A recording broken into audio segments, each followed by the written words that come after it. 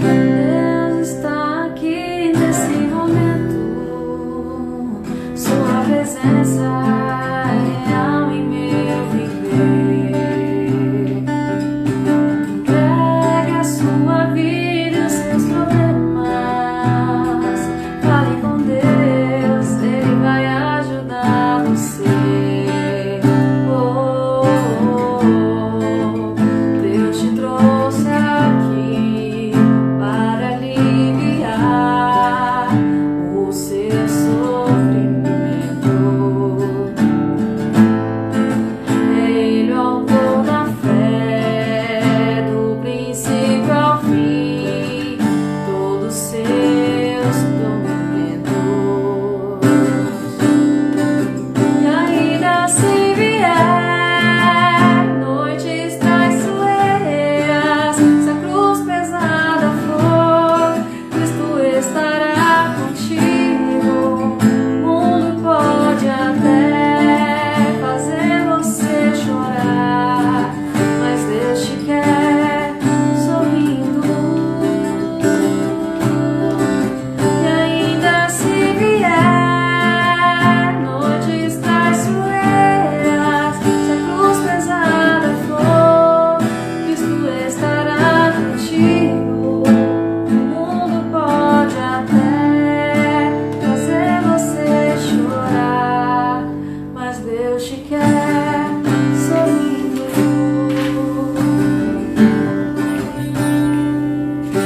Seja qual for o seu problema, fale com Deus, Ele vai ajudar você. Após a dor vem sempre a alegria, pois Deus é um amor e não te deixará sofrer. Oh, oh, oh. Deus te trouxe aqui para aliviar teu sofrimento. Oh, oh, oh. Ele é o autor da fé, do princípio ao fim, todos seus tormentos. E ainda se vier noites traiçoeiras, se a cruz pesada for, Cristo estará contigo. O mundo pode até fazer você chorar, mas Deus te quer sorrindo. E ainda se vier noites traiçoeiras, se a cruz pesada for, Cristo estará contigo. O mundo pode até fazer você chorar, mas Deus te quer sorrindo. Boa noite a todos. Estamos ao vivo com mais uma live. E hoje nosso palestrante será o Carlos, com o tema Deus, Pai Nosso. Boa noite. Boa noite. Tudo bem? Bem demais e com você? Bem, também. Principalmente depois dessa música, né? Hã? Que Deus está aqui. Principalmente depois dessa música. Deus está aqui. Maravilhoso. Então Vamos tá lá? bom, então. Vamos? Tá mais ou menos enquadrado aí, tá bom, acho que não tá? Tá me Tá, ouvindo bem? tá tudo bom. Tudo bom. Então, uma boa noite a todos que estão conectados nesse momento conosco e que virão conectar posteriormente. Que o Pai, com a sua misericórdia infinita, possa nos envolver todos, para que a gente possa aqui, nesses minutos que vamos estar juntos, analisarmos um pouco procurarmos entender, compreender a extensão do que é esse Deus em nossas vidas. Tá? Porque esse Deus ainda continua intangível ao nosso entendimento, eu muitas vezes pergunto, isso não é o fato de nós nos distanciarmos dele, de nós termos pouco tempo dedicado a Deus, já que ele é a principal causa do nosso viver, do nosso existir, né? Se nós devemos amá-lo, é o primeiro mandamento, então é a principal causa. Penso eu que nós dedicamos muito pouco, e nós falamos muito pouco nas nossas rodas de conversa, nem sempre o Pai ou Deus está presente nesses diálogos, nessas trocas de informação. E é interessante que quando nós começamos a recapitular esses ensinamentos, nós vimos que em todas as épocas Deus procurou de alguma sorte demonstrar, né, apresentar-se Deus para nós. Os sábios da época, todos os legisladores como Moisés e outros vieram trazendo essa figura.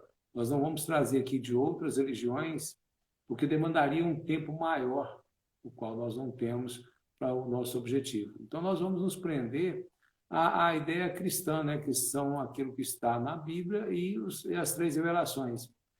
Porque a primeira revelação, eu sempre gosto de frisar ela, porque eu acho que a gente se perdeu dentro desse capítulo da vida, que é o primeiro mandamento trazido por Moisés, né?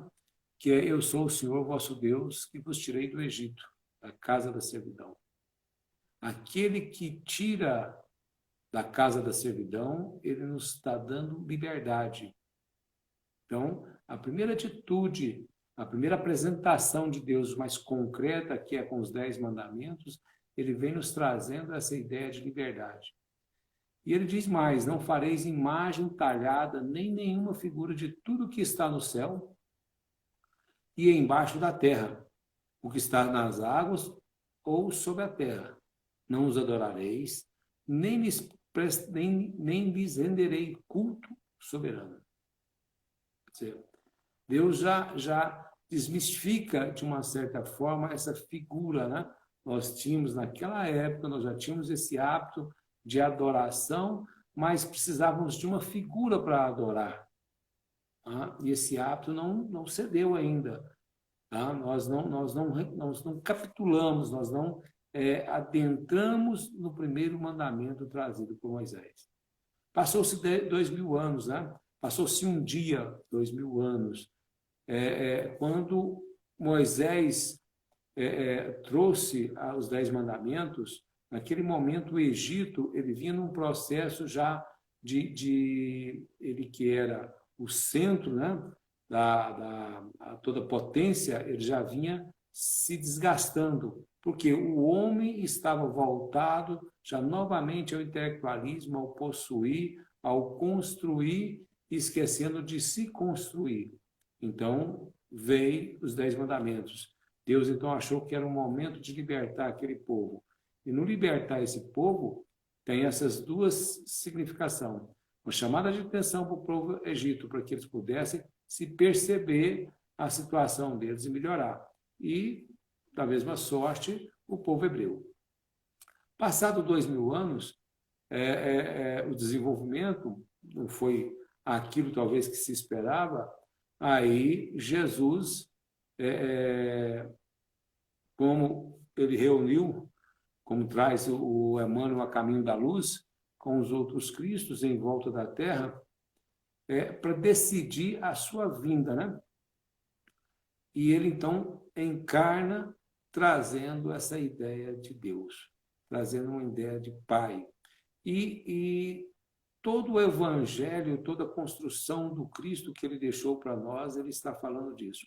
Mas eu gostaria de ter uma passagem que eu achei muito significante, porque nesse momento o Filipe retrata o que nós somos, né? Quando o Filipe diz para o Senhor, naquele momento que Jesus já está já preparando os discípulos para o seu regresso à pátria espiritual. Ele está falando, então, que ele é o caminho, a verdade e a vida. E o Filipe vai dizer a ele: Senhor, mostra-nos o Pai, e isso nos basta.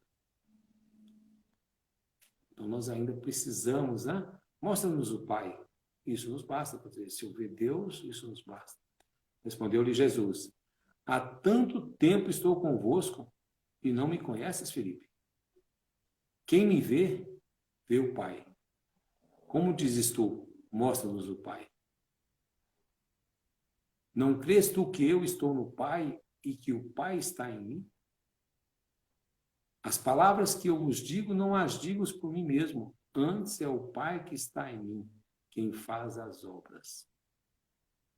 Há tanto tempo estou convosco e não me conheces. Há tanto tempo nós estamos vivenciando o cristianismo e ainda não conhecemos esse Deus.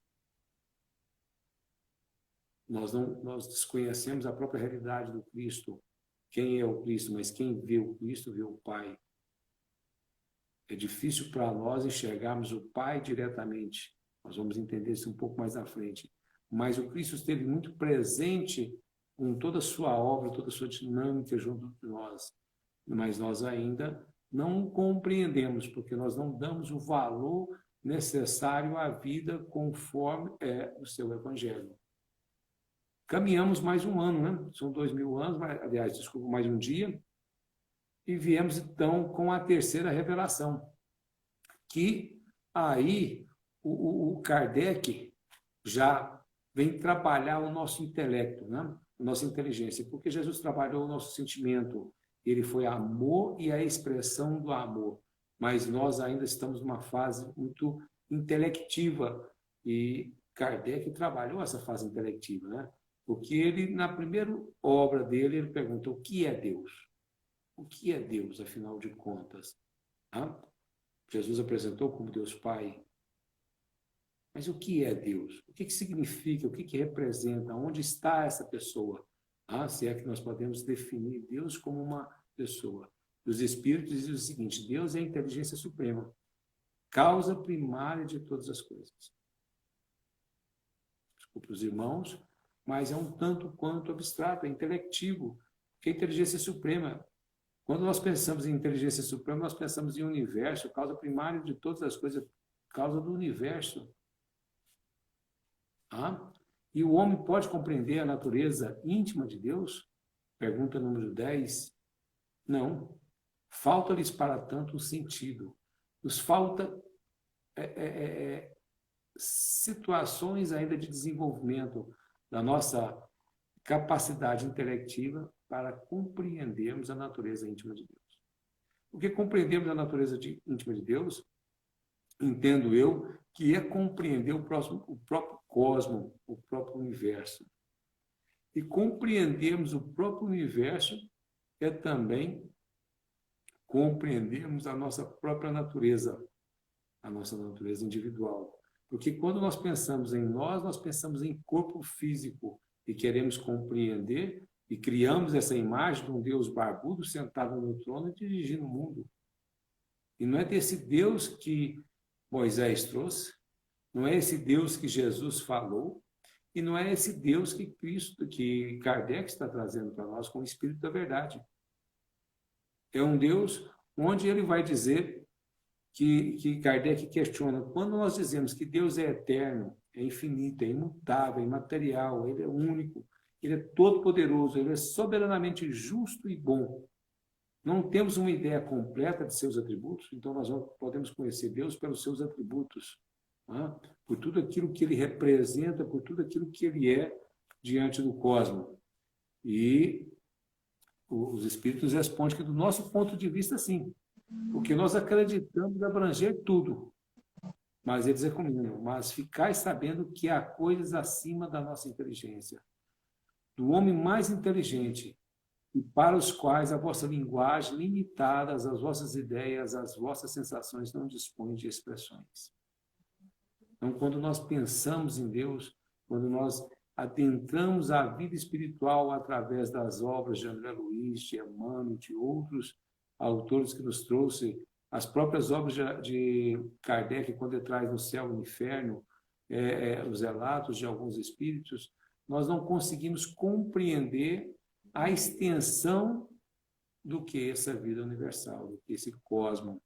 Tá? Nós ainda estamos naquela figura ou de olharmos para as estrelas e para a lua numa coisa romântica, mas o que isso significa para nós como individualidade, como um ser que também faz parte desse sistema?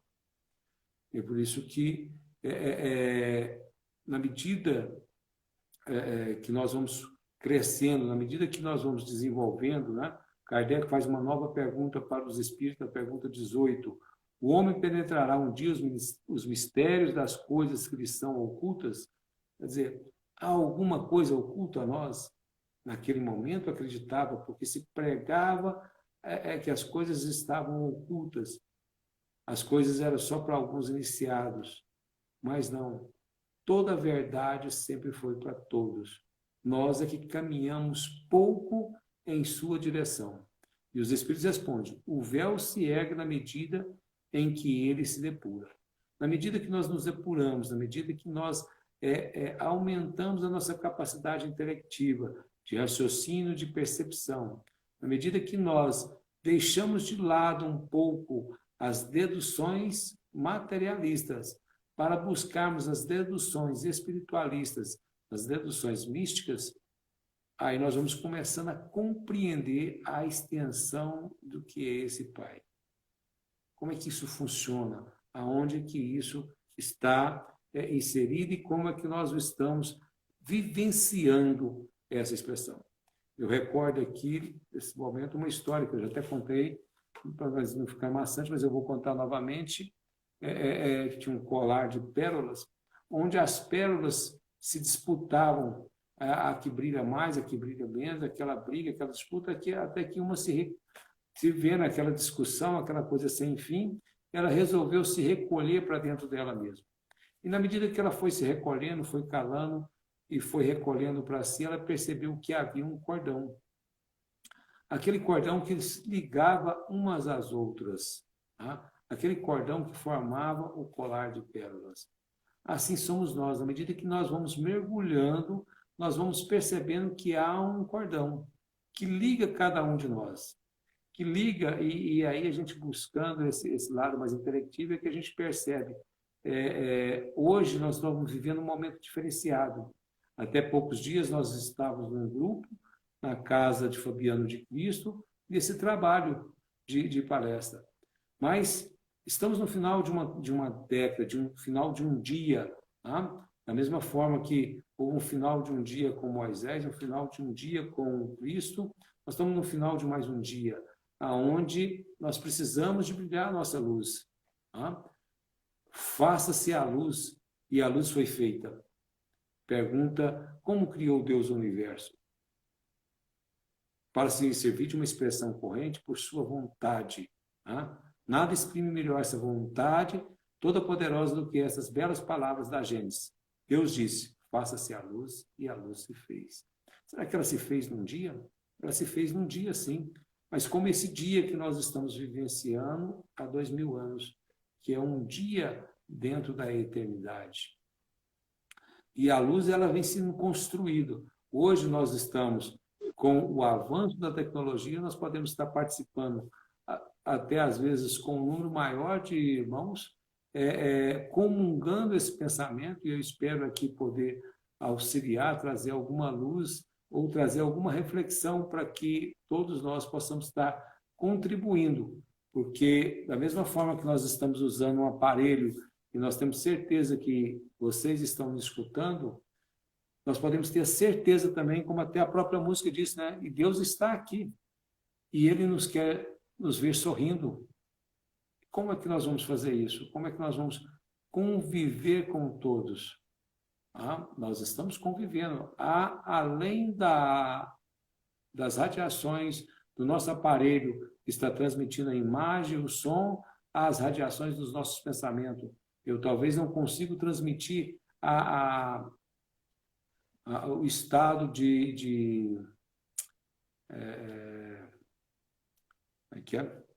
o estado de felicidade, me fugiu a palavra aqui agora, para que vocês pudessem perceber o quanto é gratificante nós mergulharmos nesse assunto que é Deus, né? De entusiasmo. Mas, com certeza, todos que estão conectados muito mais em Deus nesse momento, vão estar sentindo esse entusiasmo da parte dele, né? Porque ele consegue transmitir isso. E ele não está distante, na medida que nós vamos crescendo, ele vai desenvolvendo. Porque Deus não é um indivíduo. Se ele não é um indivíduo, nós não podemos tirar conclusões dedutivas, mas é uma realidade universal. Deus é uma realidade. E nós só vamos atingir Deus pela experiência mística. Tá? Essa questão muito tecnológica, muito intelectiva, muito filosófica, ela é preciso para que a gente possa estar construindo cenários em nossa mente, estar ampliando a nossa mente, construindo valores que a gente não percebe quando a gente ouve dizer que do átomo ao arcanjo tudo está em evolução. O arcanjo se tornou, hoje, ele começou por ser átomo, mas é um átomo espiritual. E nós entendemos os átomos com o seu núcleo, os seus elétrons em volta. E quando nós começamos a trabalhar um pouco mais esse pensamento, nós vamos ver que nós, espírito, temos alguns corpos, né?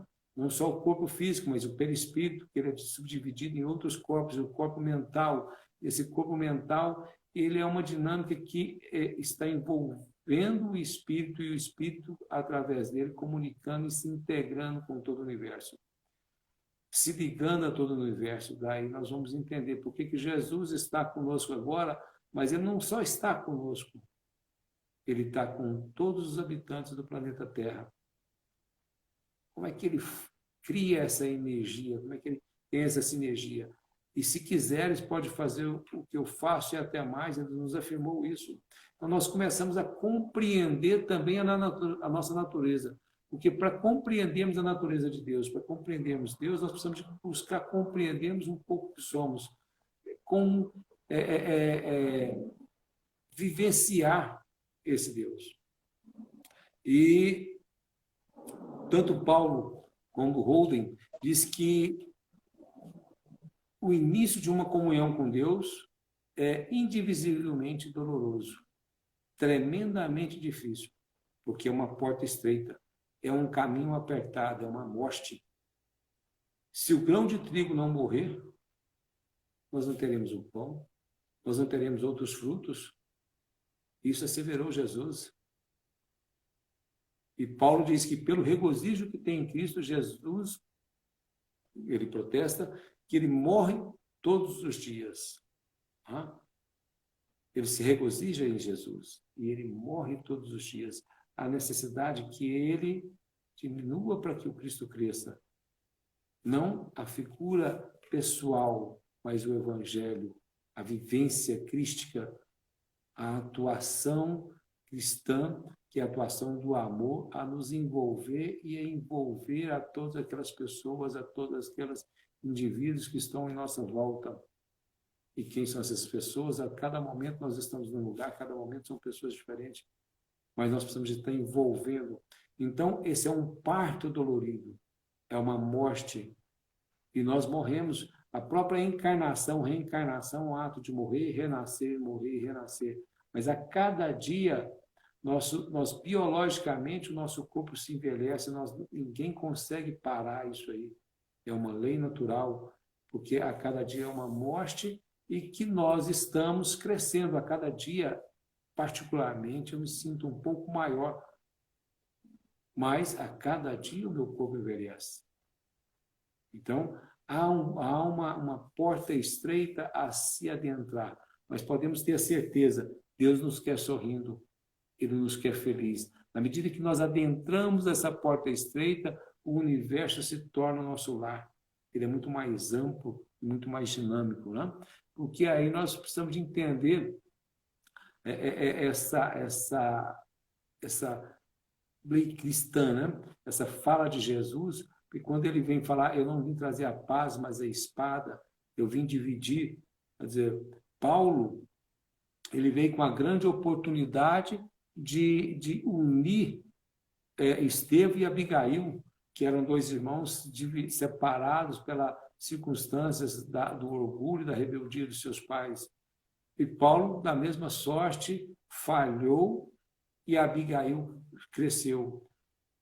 Conforme traz o livro Paulo e Estevão, Estevão, que foi morto pelas mãos de Paulo, se tornou o seu guia protetor, o seu anjo da guarda, que orientou em toda a sua tarefa, porque Estevão já era, naquele momento, tinha aceitado a ideia cristã e estava a trabalho com Cristo.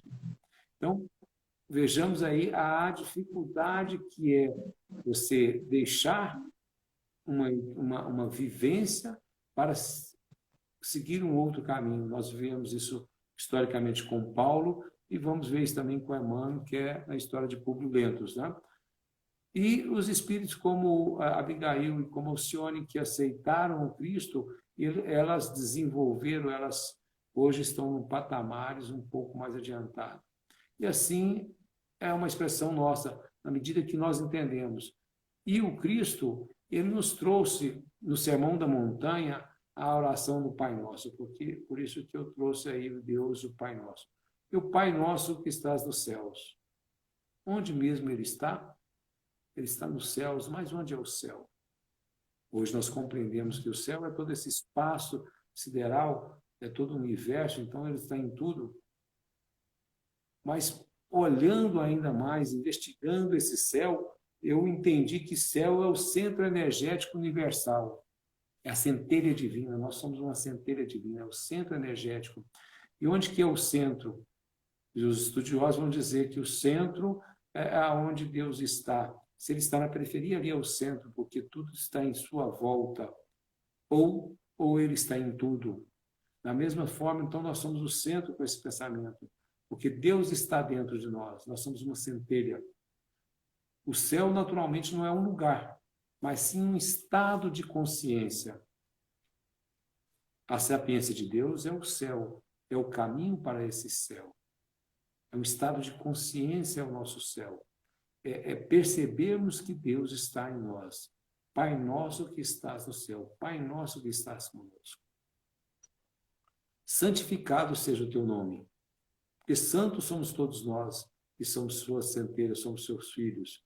Todo aquele que já se identifica com ele, todo aquele que busca comungar no dia a dia e compreender com ele o nosso evoluir, o nosso crescer, o nosso amar, nós somos santos, né? Santificado seja o teu nome. Venha o teu reino. Uma vez que o reino de Deus está dentro de nós, como ele vai vir se ele já está dentro? Devemos orar sem cessar, porque esse reino vem dentro de nós e não de fora. Ele não vem com observâncias externas, mas sim com vivências e convivência interna. O reino de Deus já está dentro de nós. Nós precisamos deixar com que ele nasça, com que ele cresça, com que ele desenvolva. Somente essa vivência, essa vidência interna que nós vamos estar compreendendo. Seja feita a tua vontade, como no céu, também sobre a terra. Seja feita a vontade. Faça-se a luz se fez. Essa é a vontade de Deus. Qual que é a vontade de Deus para conosco? Deus, nosso Pai, sabedoria nos deu livre-arbítrio, né? Faça-se a luz, brilhe a vossa luz. Ele nos deu livre-arbítrio. Deus, na sua sabedoria, nós vimos lá atrás com Emmanuel, com Kardec, desculpa, que ele é todo-poderoso. Mas Deus fez leis que, como Cristo, eu não vim destruir a lei, ensinar o cumprimento. Deus é tão sábio, mas é muito humilde, que ele criou as leis, ele criou o universo, criou as suas leis, e ele executa, ele vivencia essas leis. Ele jamais vai interferir no livre-arbítrio de um dos seus filhos. Ele respeita, e cada um vai crescendo e desenvolvendo dentro do seu tempo. Então, Deus é humilde, porque mesmo sendo todo-poderoso, ele obedece essas leis. E nós, na nossa presunção, no nosso ego, egocentrismo, nós achamos que estamos acima dela, nós achamos que somos todo-poderosos, né? E nós não fazemos a sua vontade. E a sua vontade é de que nós nos tornamos humildes e amorosos, como toda a sua criação, como toda a natureza demonstra essa humildade e essa amorosidade. O Pai Nosso diário dá-nos hoje. Pai Nosso de cada dia. Pai Nosso diário é uma tradução do nosso irmão Haroldo Dias, né? Ele traz nessa tradução mais nova dos evangelhos, então ele traz que o pão nosso diário dá-nos hoje e ganharás o pão com o suor do próprio rosto. Também já foi trazido para nós. A cada dia uma oportunidade de crescimento e experiência. A cada dia nós precisamos de perceber qual é o pão que nós precisamos. Qual é o pão que vai alimentar o nosso corpo. Porque ninguém se encontra reencarnado na Terra se não tivesse existência física uma finalidade superior. Se ela tem uma finalidade superior, qual é o pão que nós precisamos hoje? Dá-nos o pão diário, a cada dia. Etapa a etapa, passo a passo, nós vamos estar realizando progressos que se fixam mediante hábitos. Se nós percebemos os nossos hábitos, percebemos alguns maus hábitos, nós devemos diariamente estarmos buscando o pão que vai substituir esses maus hábitos pelos bons hábitos, né? Que vai resultar numa somatória de vivências e de multimilenárias reencarnações para que a gente possa ser aí um espírito de luz. Perdoa-nos nossas dívidas, como também perdoamos nossos devedores. A única maneira de nos tornarmos livres é fugirmos da escravidão, é fugirmos do rancor, do ódio que vai nos aprisionar. Eu sou o Senhor que vos tirei do Egito, da casa da servidão.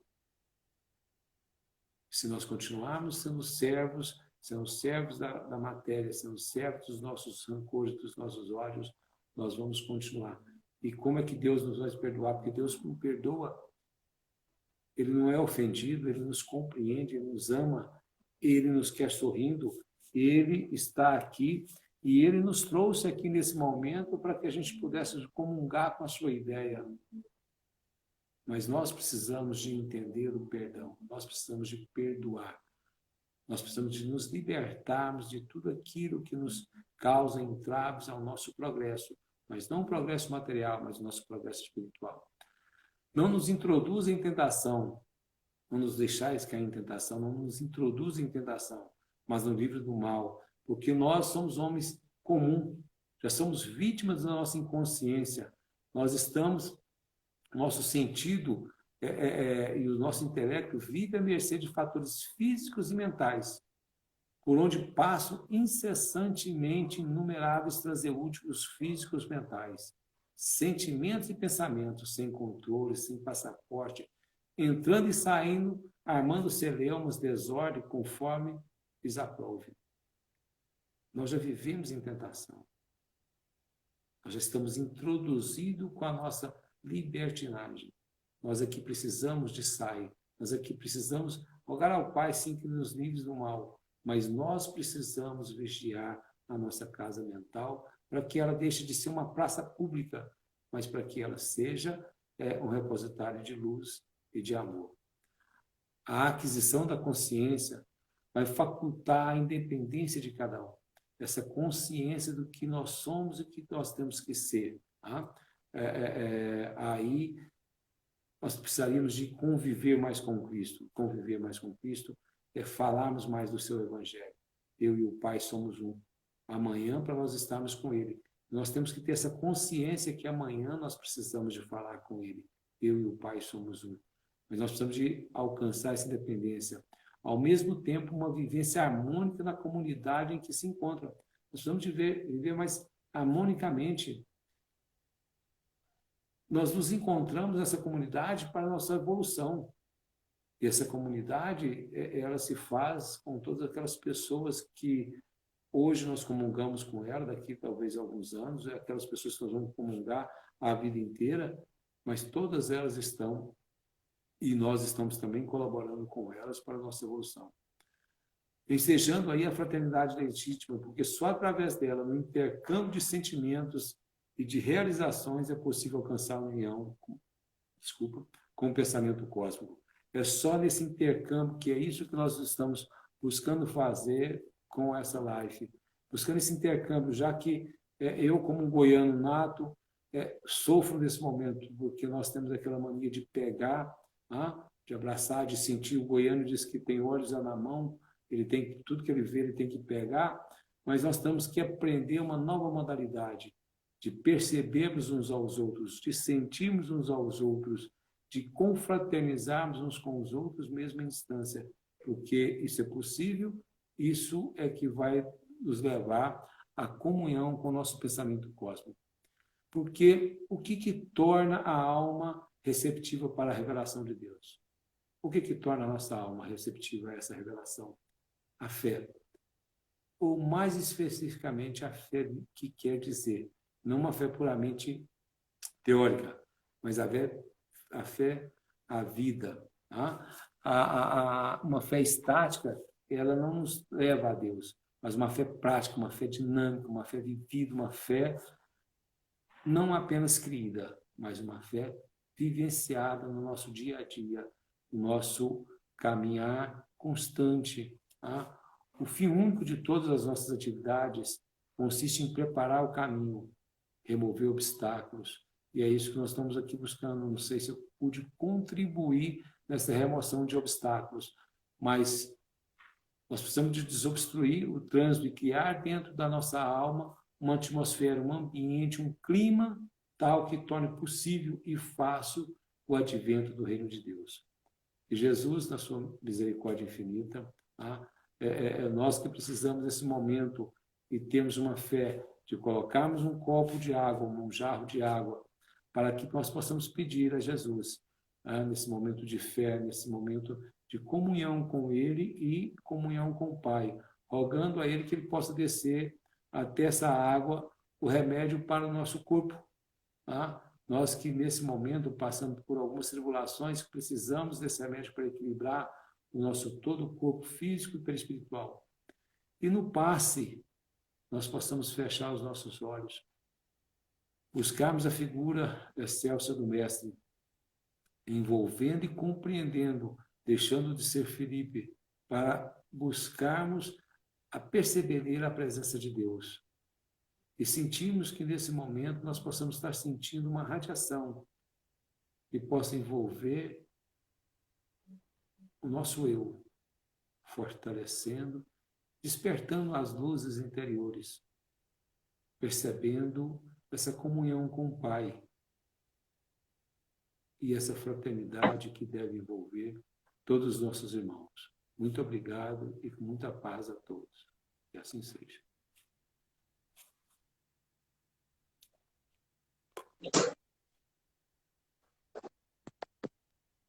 Muito obrigado, Carlos. Uma boa noite. Obrigado. Boa noite. A gente agradece, então, a todo mundo que esteve aqui assistindo essa live. E lembra que amanhã, quarta-feira, é dia de tratamento espiritual. E a gente tem mais uma live aqui com a Elza Soares. Vai ser às 19 horas. Muito obrigado. Uma boa noite.